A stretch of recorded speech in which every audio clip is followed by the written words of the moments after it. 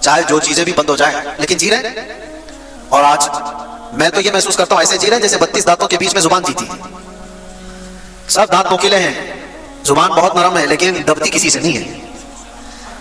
ہاں کبھی کبھار غلطی سے پھسل گئی تو کسی دانت کے نیچے آتی ہے, ورنہ کوئی دانت اس کو کاٹتا نہیں ہے. زبان کو کوئی کاٹتا ہے حالانکہ 32 کے بیچ میں رہتی ہے. تو یہ اللہ تعالیٰ کی مدد نہ ہو تو آپ جی بھی نہیں سکتے. رب تبارک و تعالیٰ کی ہر گھڑی مدد ہے, لیکن جو پرٹیکولر مصیبت کے وقت جو مدد ملنی ہے آپ, اس کے لیے آزمائش اور امتحان ہوتے ہیں. بہتوں کو ہم نے دیکھا جمعہ ٹو جمعہ دعا کیے, قبول ہی نہیں ہوئی. دوسرے جمعہ تک کر لیے, پھر سوچے قبول ہی نہیں ہوئی, چھوڑو ہماری نہیں سنی جاتی, وہاں پر ختم کر دیے اور یو ٹرن لے لیا. کتنے تو جیل میں ایسے میں نے دیکھا جو کافر ہو گئے, معاذ اللہ رب العالمین. کس وجہ سے؟ وہ سیدھے کہتے ہیں کہ نمازوں سے کوئی فائدہ نہیں, ہم تو کب سے نماز پڑھ رہے ہیں, ہم تو کتنے دنوں سے دعا کر رہے ہیں. ایسی باتیں میرے عزیز ہو سن سن کر کے اچھے سے اچھا آدمی پگھلنے لگتا ہے. میرے پاس ایسی باتیں آئی, پہلے تو میں توبہ کیا, اے اللہ اگر نماز پڑھنے کی وجہ سے ہی قید میں رہتے تو زندگی بھر قید ہی اچھا ہے. جیسے لوگ وہ کہہ رہے تھے دعا کرنے سے دعا قبول نہیں ہوتی, لیکن تھوڑے دنوں کے بعد دماغ میں یہ بات آنے لگتی ہے کہ کیا حقیقت میں دعا نہیں قبول ہوتی؟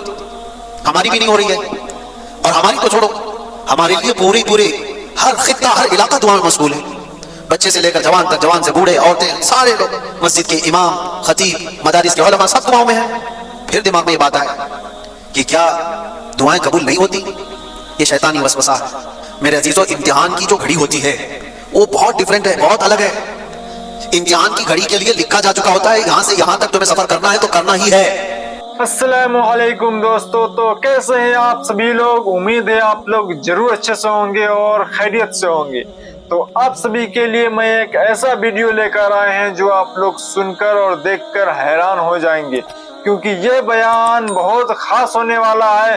کیونکہ میں یہ اسپیشل بیان لایا ہوں کربلا کے موقع پر کہ وہ شروع سے لے کر آخر تک کس طرح اس میں ماحول ہوا ہے, کس طرح وہ جنگ چھڑ گئی ہے, جنگ شروع ہوئی ہے, اس میں کتنے لوگ تھے, جو سامنے سے جو یزیدی تھے وہ کتنے لوگ تھے. تو یہ سب کا بیان میں اس ویڈیو میں لایا ہوں, جو آپ ان حضرت سے آپ لوگ سن لیجئے, اور ہم بھی سنیں گے اور آپ بھی سنیے. اور اس ویڈیو کو اگر دیکھ رہے ہیں آپ سبھی لوگ کہیں سے بھی, تو اسے زیادہ سے زیادہ ضرور شیئر کریے گا, کیونکہ ایسا ویڈیو آپ سبھی کو دیکھنے کو بہت کم ملے گا. کیونکہ یہ شروع سے لے کر آخر تک بیان ہے, اور اس ویڈیو میں پورا بیان تو نہیں سنا پا رہا ہوں, لیکن یہ کچھ پارٹ میں اس کو ضرور اپلوڈ کروں گا. اور اگر آپ سبھی لوگ اس چینل کو سبسکرائب کرے رہیں گے تو اگلا ویڈیو ہی میرا آپ کے پاس ضرور پہنچے گا اور اسے بھی دیکھیں گے. تو اسی طرح آپ سبھی لوگوں کو میں یہ ویڈیو دکھا رہا ہوں. متعلق خاص طور پر ممبئی میں تو یہ بات مشہور رہتی ہے کہ سارے نوجوان تقریباً میلہ دیکھنے کے لیے نکل جاتے ہیں یا ماتم کا نظارہ دیکھنے کے لیے چلے جاتے ہیں. مجھے آج اس مجمع کو دیکھ کر اندازہ ہوتا ہے کہ یہاں حسینی بوڑھوں سے کم بھرا ہوا مجمع ہے, لیکن حسینی جوانوں سے بھرا ہوا زیادہ ہے. تو آخر یہ بھی تو جوان ہیں, یہ بھی تو نوجوان ہیں. لیکن میرے عزیزو, ہر ایک جگہ ایک طرح کا ماحول نہیں ہوتا. اللہ تبارک و تعالیٰ کا کروڑا احسان ہے کہ بہت ساری خرافات سے آپ کو بچا کر اپنے ذکر پاک میں آپ کو یہاں پر بیٹھنے کا موقع عطا فرمایا ہے. آج 10ویں محرم الحرام کی یہ شب ہے, کل عاشورہ ہے. عاشورہ میں عبادت کریں, اللہ کی بارگاہ میں گڑ گڑا کر اپنے لیے بخشش طلب کریں, اور قیامت کے دن کی آسانی کے لیے دعا ضرور کریں. لیکن یہ جو رات ہے شب عاشورہ, تاریخی اعتبار سے دیکھا جائے تو کبھی آپ پیچھے اس زمانے کو یاد کریں جب رسول اللہ صلی اللہ تعالی علیہ وسلم کے صفت آپ کے عظیم چہیتے نواسے کربلا کے ریگزاروں میں تنہا موجود تھے. میرے عزیزو, یہاں مجمع میں بیٹھ کر کے بات کرنا بہت آسان ہے, لیکن میں نے صرف اتنا محسوس کیا تھا. آج کو ٹھیک 1 سال پہلے میں جیل کے اندر موجود تھا. یہ شب عاشورہ تھی, اور اسی شب میں کمزوری اور نقاہت کی وجہ سے بے ہوش ہو کر ہاسپٹل میں ایڈمٹ بھی تھا اندر. مجھے اندازہ نہیں تھا، احباب میرے شاگرد سب ملاقات کے لیے آئے تھے اور میری طاقت نہیں تھی کھڑے ہونے کی، میں غش کھا کر گرا، اس کے بعد مجھے اٹھا کر لے جایا گیا، میں ایڈمٹ تھا آج کی رات۔ دوسری، یہ جو شب گزر جانے کے بعد عاشورہ کا دن آیا تو میں یہ محسوس کر رہا تھا کتنی تنہائی ہے یہاں پر، 2000 لوگ موجود ہیں اندر قیدیوں میں، لیکن پھر بھی ایک عجیب سی تنہائی، اور بہت عجیب سی تنہائی کہ آدمی چاہ کر کے اپنوں سے ملاقات نہ کر سکے، اپنوں سے بات نہ کر سکے۔ تو میں یہ سوچتا ہوں کہ قید کا ایک دن اتنا بھاری لگتا تھا جو تنہائی محسوس ہوتی تھی، اور ہم 2000 لوگوں کے بیچ میں موجود تھے۔ ایسا نہیں کہ سارے ہمارے مخالف وہاں تھے، اکثر لوگ چاہنے والے بھی تھے، لیکن وہ منظر کیسا ہوگا جو 22,000 کے لشکر میں تنہا رسول اللہ کا لاڈلا تھا۔ اندازہ تو کرو وہ تنہائی کیسی ہوگی، جہاں پر ہر طرف انسانوں کا شور ہو اور دشمنی پر اترے ہوئے وہ ایسی جماعت جن کو کوئی نسبت سمجھ میں نہ آتی، ایسوں کے درمیان ایک رات گزارنا کتنا مشکل وقت ہوتا ہے۔ میں نے معلوم کیا کہ جب کسی کے سر پر موت سوار ہو جائے، یعنی یوں کہ ظالم تلوار کھینچ لے اور تمہارے خاتمے کے لیے وہ پوری طور پر کمر بستہ ہو چکا اور تمہیں معلوم ہے کہ میں قتل کیا جا سکتا ہوں یا میں مارا جا سکتا ہوں، تب کیفیت کیا ہونی چاہیے، کیسی گھبراہٹ اور بے چینی ہوگی۔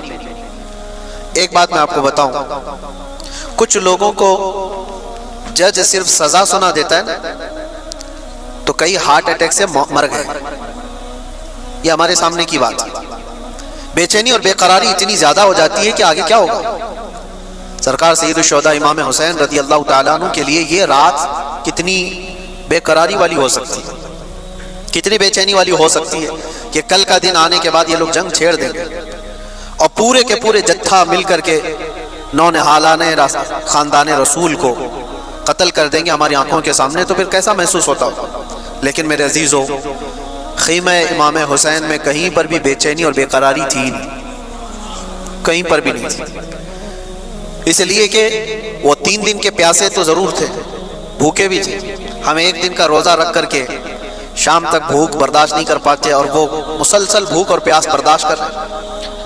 اور اس کے بعد جو وہاں پر موجود لوگوں نے دیکھا خیمہ امام حسین میں جا کر کے کیا ہو رہا ہے، تو جا کر دیکھا تو ہمیشہ سجدے میں حضرت امام حسین کو پایا ہے، اللہ کی بارگاہ میں التجا کرتے ہوئے صرف یہ کہ مولا مجھے استقامت عطا فرما، پاؤں میں ڈگمگاہٹ نہ آئے، زلزلہ نہ آئے۔ اچھے لوگ پھسل جاتے ہیں ایسے امتحانوں کے موقع پر، امام حسین یہ دعا کر رہے تھے کہ رب تعالیٰ مجھے استقامت عطا فرما، مجھے صبر دے دے اور جمے رہنے کی طاقت دے دے۔ یہ اس لیے میں عرض کر رہا ہوں میرے عزیزو، ہماری زندگی میں آئی ہوئی چیزیں ہم نے دیکھی ہیں، اس وقت بھی گھبراہٹ اور بے چینی اور بے قراری اتنی بڑھ جاتی ہے کہ موت سامنے نظر آنے لگتی ہے۔ میں تو کئی مرتبہ اپنی وصیتیں بھی لکھ کر کے دے دیا تھا میرے احباب کو کہ شاید یہ لوگ میرا جنازہ یہاں سے نکالیں، اس سے پہلے میں اپنی وصیتیں لکھ دیتا ہوں۔ یہ ڈپریشن میں آدمی بہت کچھ سوچ لیتا ہے، لیکن ان حالات میں نے محسوس کیا امام حسین کی جو دعا تھی وہی ہمیں حوصلہ بھی دیتی تھی۔ مصیبتوں کے وقت گھبرا کر کے بھاگ جانا یہ مصیبت کا علاج بھی نہیں اور حل بھی نہیں، مصیبت کا حل نہیں ہے، وہ علاج بھی نہیں، بلکہ ان مصیبتوں کا سامنا کرنا اور اللہ کی بارگاہ میں یقین بڑھا لینا یہ مصیبتوں کو ہرانے والا کام ہے۔ تم مات دے دو گے، شکست دے دو گے ہر مصیبت کو۔ صرف ایک بات میں آج آپ کے سامنے عرض کرتا ہوں، میں آج اپنے بچوں سے یہ کہہ رہا تھا کہ بہت ساری باتیں اپنے ذہن و دماغ سے نکالنے میں مجھے 6 مہینے لگ گئے تھے۔ کون سی چیز بے چین کرتی تھی، بے قرار کرتی؟ گھر کی یاد، بستر پہ سونا، کرسی پہ بیٹھنا، عمدہ گاڑیوں میں چلنا، یہ سب چیزیں جب یاد آئے ایک قیدی بندے کو، ایک قیدی آدمی کو جو پتھروں پہ سو رہا ہو، نہایت ہی گندا پانی پینے کو ملتا ہو، سوکھی روٹی ملتی ہو، اس آدمی کو یہ ساری یادیں بے چین کرتی۔ میرا گھر کیسا تھا، میری گاڑی کیسی تھی، میرے دوست کیسے تھے، میرے چاہنے والے، یہ سب خیالات جو اسے بے چین کرتے۔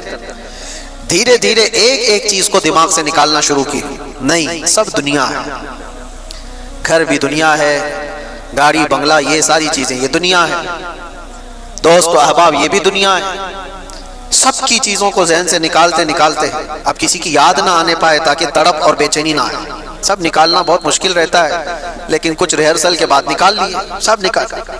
آخری چیز باقی رہ جاتی ہے اولاد کی محبت. بچوں کی محبت جلدی ذہن سے جاتی نہیں ہے. میں اپنا تجربہ آپ کے سامنے عرض کر رہا ہوں. 6 مہینے گزر گئے جب کبھی چھوٹے سے بچے میرے اپنے ملاقات کے لیے جالیوں کے باہر آ جائیں تو تڑپ اور بے چینی عجیب سی ہوتی تھی. ہم چھو بھی نہیں سکتے انہیں, اور ان کے آنسوں کے نکلتے ہوئے قطرے ہمیں اور بے چین کرتے. اس چیز کو سٹرگل کرنا یہ بہت بھاری تھا. 6 مہینے کے بعد اللہ کریم کی طرف سے جو بات ہوگی ذہن میں یہ بات آئی, یہ ایک چیز ہے جو بے چین کر رہی ہے اولاد کی محبت. باقی سب کو تو دل سے نکالتے گئے, اس کو بھی نکالنا ہوگا, اس کو بھی نکالیں. یہ بے چینی ختم ہو جائے گی, بے قراری ختم ہو جائے گی. دنیا ہے, اولاد بھی دنیا ہی ہے, بیوی بھی دنیا ہے. یہ آخری مہینہ رہا ہوگا, دل ٹھان کر کے یہ کہنا پڑا مجھ کو بھی کہ نہیں اب مجھے اولاد کی بھی ضرورت نہیں. ذہن سے نکال دو, نہیں یاد کروں گا. مصلی پہ گر جاتا, اللہ کی بارگاہ میں عرض کرتا کہ رب تبارک و تعالیٰ یہ ساری چیزوں کو ذہن سے نکال دیا. اب آخری جو چیز تھی وہ بچوں کی محبت تھی, وہ بھی نکال رہا ہوں. بس خالی اتنا ہے کہ تیرے دربار میں آنا ہے, اور یہاں پر مجھے صبر اور استقامت کے ساتھ اللہ تو قائم رہنے میں مدد فرما. یہ آخری مہینہ ہوگا. پھر مجھے یہ بشارت ملی کہ آپ آزاد, آپ آزاد.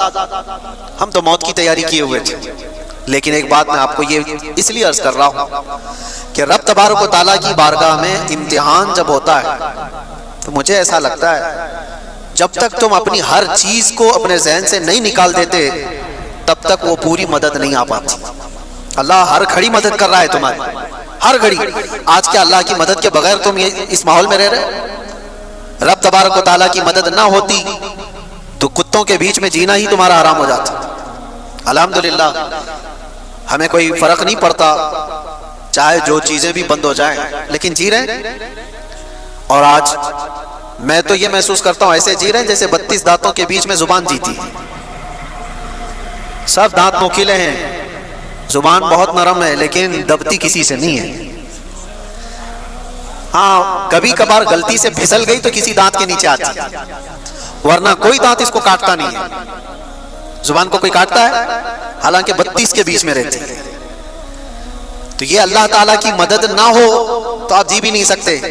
رب تبارک و تعالیٰ کی ہر گھڑی مدد ہے, لیکن جو پرٹیکولر مصیبت کے وقت جو مدد ملنی ہے آپ اس کے لیے آزمائش اور امتحان ہوتے ہیں. بہتوں کو ہم نے دیکھا جمعہ ٹو جمعہ دعا کیے, قبول ہی نہیں ہوئی. دوسرے جمعہ تک کر لیے, پھر سوچے قبول ہی نہیں ہوئی, چھوڑو ہماری نہیں سنی جاتی. وہاں پر ختم کر دیے اور یو ٹرن لے لیا. کتنے تو جیل میں ایسے میں نے دیکھا جو کافر ہو گئے معاذ اللہ رب العالمین. کس وجہ سے؟ وہ سیدھے کہتے ہیں کہ نمازوں سے کچھ فائدہ نہیں. ہم تو کب سے نماز پڑھ رہے ہیں, ہم تو کتنے دنوں سے دعا کر رہے ہیں. ایسی باتیں میرے عزیزو سن سن کر کے اچھے سے اچھا آدمی پگھلنے لگتا ہے. میرے پاس ایسی باتیں آئی, پہلے تو میں توبہ کیا, اے اللہ اگر نماز پڑھنے کی وجہ سے ہی قید میں رہتے ہیں تو زندگی بھر قید ہی اچھا ہے. جیسے لوگ وہاں کہہ رہے تھے دعا کرنے سے دعا قبول نہیں ہوتی, لیکن تھوڑے دنوں کے بعد دماغ میں یہ بات آنے لگتی ہے کہ کیا حقیقت میں دعا نہیں قبول ہوتی؟ ہماری بھی نہیں ہو رہی ہے, اور ہماری تو چھوڑو, ہمارے لیے پورے ہر خطہ ہر علاقہ دعا میں مشغول ہے. بچے سے لے کر جوان تک, جوان سے بوڑھے, عورتیں, سارے لوگ, مسجد کے امام, خطیب, مدارس کے علماء سب دعاؤں میں ہیں. پھر دماغ میں یہ بات آئے کہ کیا دعائیں قبول نہیں ہوتی؟ یہ شیطانی وسوسہ ہے. میرے عزیزو امتحان کی جو گھڑی ہوتی ہے وہ بہت ڈیفرنٹ ہے, بہت الگ ہے. امتحان کی گھڑی کے لیے لکھا جا چکا ہوتا ہے یہاں سے یہاں تک تمہیں سفر کرنا ہے تو کرنا ہی ہے. کچھ اور گھڑیاں ہیں جہاں پر تمہارے بن مانگے اللہ تعالیٰ تمہارے لیے بہت کچھ اتارتا ہے, لیکن امتحان کی گھڑیاں الگ ہوتی ہیں, آزمائش کی الگ ہوتی ہیں. تو جب ذہن میں ایسے سوالات آنے لگے اتفاق سے, ایسا اسلامی تاریخ کی کئی کتابیں وہاں ملتی تھی, ایک کتاب میں نے پڑھا. ایک بات میں آپ کو بتاتا ہوں, जेल के कैदियों के लिए ही थी वो बात, जो मायूस हो जाते हैं, नाउमीद हो जाते हैं। एक सहाबी हैं हजरत अबू जुंदल, ये मक्का में कैद हो गए थे काफिरों के हाथ, और ऐसे कैदी बनाए गए थे कि इनको जंजीरों से बांध करके रखा जाता था और मारते अलग थे। हुजूर पाक सल्लल्लाहु अलैहि वसल्लम हिजरत करके चले गए। शुरू इस्लाम में वो कैद हो गए थे, तकरीबन समझ लें ऐलान नबूवत के 2-3 साल बाद वो कैद हो गए, और उसके बाद कंटिन्यू 7 साल तक कैद में रहे, कुफार छोड़ते नहीं थे। हुजूर पाक सल्लल्लाहु अलैहि वसल्लम हिजरत करके मदीने चले गए, 6 साल उधर गुजर गए। सोचो आप कितने साल हो गए, 13 साल। और जब हुजूर पाक सल्लल्लाहु ताला अलैहि वसल्लम उम्रा के लिए आ रहे थे 1400 सहाबा के साथ, जो हुदैबिया के मकाम पर मक्का के काफिरों ने आपका रास्ता रोक लिया और कहा कि हम आपको उम्रा करने नहीं देंगे। उस वक्त मक्का वालों की ताकत थी।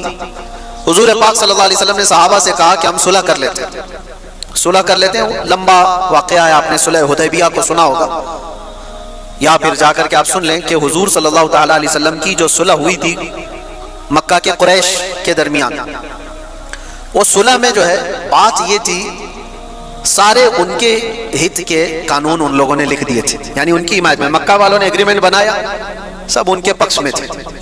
उसमें लिखा था कि अगर कोई मक्का से हमारा आदमी भागकर मदीने जाएगा तो आप उसको हमारे हवाले वापस कर देंगे, लेकिन मदीने से कोई भागकर हमारे पास आए तो हम उसको वापस नहीं करेंगे, हमारे पास रख लेंगे।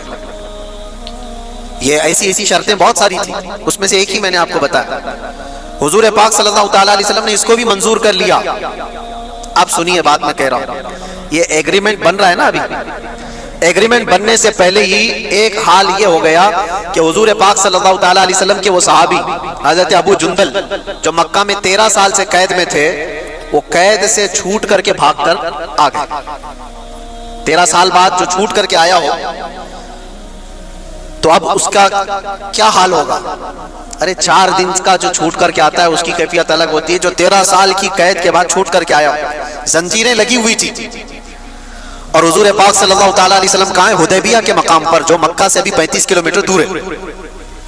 वो आ गए, 1400 सहाबा ने उनको देखा तो गले लगाना शुरू किया, अबू जुंदल कितने सालों से कैद में, हमारा भाई आ गया, हमारा भाई आ गया। अब अबू जुंदल सबको अपने जख्म दिखा रहे थे, इन जालिमों ने हमें कैसे मारा है, कहां कहां जुल्म दिया। सहाबा देख देख करके परेशान थे। इसी असना में मक्का वालों को ये बात पता चल गई कि हमारा कैदी छूट कर चला गया, भाग गया। कहां गया? हुजूर सल्लल्लाहु अलैहि वसल्लम के सहाबा के पास चला गया, वो तो महफूज हो गया है। तो मक्का वालों ने क्या कहा जानते हैं आप? मक्का वालों ने ये कहा कि हमारा एग्रीमेंट हुआ है, हमारे यहां से भाग करके कोई आएगा आपके यहां तो आप उसको वापस करेंगे। हमारा एक कैदी भाग करके आपके पास आया है, उसको वापस कीजिए। आप अंदाजा करो, ये मैं पढ़ रहा था, 13 साल के बाद जख्मों से चूर, जुल्म और सितम बर्दाश्त किया हुआ एक कैदी जब अपनों के बीच आया हो, और वो कुफारे मक्का जिद पर अड़ गए कि अबू जुंदल को जब तक आप वापस नहीं करेंगे हम एग्रीमेंट पे साइन नहीं करेंगे। सहाबा सबके सब खड़े हो गए, कहा या रसूल अल्लाह सल्लल्लाहु अलैहि वसल्लम, ये तो एग्रीमेंट के बाद की बात थी, अभी तो हुआ नहीं ना, अभी तो उस पर अमल होना उस वक्त तय होगा जब दोनों तरफ की दस्तखत हो जाए, अभी तो साइन हुआ नहीं एग्रीमेंट, उससे पहले अबू जुंदल आए, हम वापस नहीं कर सकते इन्हें, और इतना इनके ऊपर जुल्म किया गया है, नहीं वापस कर सकते। सारे सहाबा एक तरफ, और कुफार कुरैश इस जिद पर है कि जब तक उस बंदे को वापस नहीं करते हम एग्रीमेंट साइन नहीं करते, ये सुलह नहीं होगी। अब सोचो, नजर सबकी हुजूर की तरफ थी, रसूल पाक सल्लल्लाहु अलैहि वसल्लम। ये बहुत कठिन मरहला है, तवज्जो चाहता हूं, बहुत कठिन मरहला है, वो रहमतुल लिल आलमीन है, यकीनन हुजूर पाक सल्लल्लाहु ताला अलैहि वसल्लम रहमतुल लिल आलमीन, इसमें कोई शक है। सहाबा, अबू जुंदल सब हुजूर की तरफ देखने लगे, आपका क्या फैसला है? हुजूर पाक सल्लल्लाहु अलैहि वसल्लम ने फरमाया, अबू जुंदल को हवाले कर दो, वापस कर दो। सब हक्के बक्के रह गए, देखते रह गए, कैसे हो सकता है जो हमारा बंदा हमारे पास आया हो इतने सालों तकलीफ उठाने के बाद। अब हुजूर फरमा रहे, वो हाथ फैला फैला करके हुजूर को पुकारने लगे, या रसूल अल्लाह सल्लल्लाहु अलैहि वसल्लम, इनके पास तकलीफ बहुत ज्यादा है, ये मुझे बहुत ज्यादा जुल्म करते हैं मुझ पर, क्या आप मुझे वापस उनके हवाले कर रहे हैं? हुजूर पाक सल्लल्लाहु ताला अलैहि वसल्लम ने सिर्फ इतना फरमाया, अबू जुंदल वापस चले जाओ। फिर उन्होंने कहा, या रसूल अल्लाह आप किसके हवाले कर रहे हैं, इन जालिमों के हवाले? हुजूर ने फरमाया, अबू जुंदल वापस चले जाओ, जब तक तुम वहां पर हो मैं तुम्हारे साथ हूं। फिर साहबा का तो ईमान ही था, या रसूल अल्लाह कुल्लु मुसीबतिन बादका जुललुन, ऐ अल्लाह के रसूल अगर आप हैं तो फिर हर मुसीबत छोटी है। तो उम्मीद है आप सभी को ये वीडियो काफी अच्छा लगा होगा जो अभी आपके सामने मैं पेश किया हूँ मुफ्ती सलमान अजहरी साहब का बयान। तो ये बयान था हम सभी के लिए, नौजवान के लिए, औरत मर्द बच्चे बूढ़े सभी के लिए इनका बयान होता है। और इनका बयान इस तरह होता है कि लोगों के दिलों पर उतरने लगता है। बहुत सारे लोग ऐसे थे जिनको कुछ नहीं पता था, दीन से दूर थे, सुन्नत रसूल से दूर थे। तो इनका बयान सुनने के बाद बहुत सारे लाखों लोग अपने ईमान को मजबूत किए हुए हैं, अपने ईमान पर चल रहे हैं, अपने नबी की सुन्नतों पर चल रहे हैं। सब कुछ इनकी बदौलत से। बहुत सारे ऐसे मुसलमान थे पहले जो कुछ भी नहीं मालूम था उन लोगों को, ना नमाज पढ़ना, ना रोजा रखने का तरीका सही से, ना किसी से बात करने का तरीका, ना चलने का, ना उठने बैठने का, बहुत सारे ऐसे मुसलमानों को नहीं पता था। तो इनका बयान सुनने के बाद बहुत सारे ऐसे मुसलमान हैं जो अपने जिंदगी को बदल दिए हुए हैं, अपनी जिंदगी को पूरी तरह से सुन्नत रसूल सल्लल्लाहु अलैहि वसल्लम पर जिंदगी गुजार रहे हैं। मैंने भी ऐसे बहुत सारे मुसलमानों को देखा है कि पहले जितने गाना सुनते थे उससे ज्यादा वो नाच से मोहब्बत करते हैं। पहले जितने गंदी गंदी फिल्म या बहुत सारे ऐसी कॉमेडी जिससे गुनाह होता है वो पहले लोग देखते थे, तो अभी उनका हाल ये हो चुका है कि वो अभी तकरीर सुनते हैं, उलमाए कराम का बयान सुनते हैं, जिससे गुनाह ना मिलकर उससे नेकियां मिलती है और इसका अज्र कल क़यामत के दिन, कल हश्र के मैदान में जरूर दिया जाएगा। तो इसी तरह मैं वीडियो लाता हूँ हर रोज ताकि आप सभी लोग इसको सुने और इस पर अमल करें और इसे ज्यादा से ज्यादा शेयर करें ताकि और मुसलमान भाई बहन इस वीडियो को देखकर फायदा हासिल करें और इसे देखकर उनको काफी सारा इल्म मिले ताकि वो भी जो चीज नहीं जान रहे थे वो चीज की इल्म वो उनको हासिल हो जाए।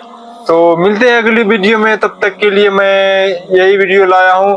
अगर आप सभी लोग मेरे चैनल को सपोर्ट करें ताकि मैं हर रोज नई नई वीडियो लाता रहूँगा जो आप सभी के लिए बहुत खास होने वाला है। तो मिलते हैं अगली वीडियो में, तब तक के लिए ये वीडियो यहीं तक था। अस्सलामु अलैकुम वरहमतुल्लाहि व तआला व बरकातहू।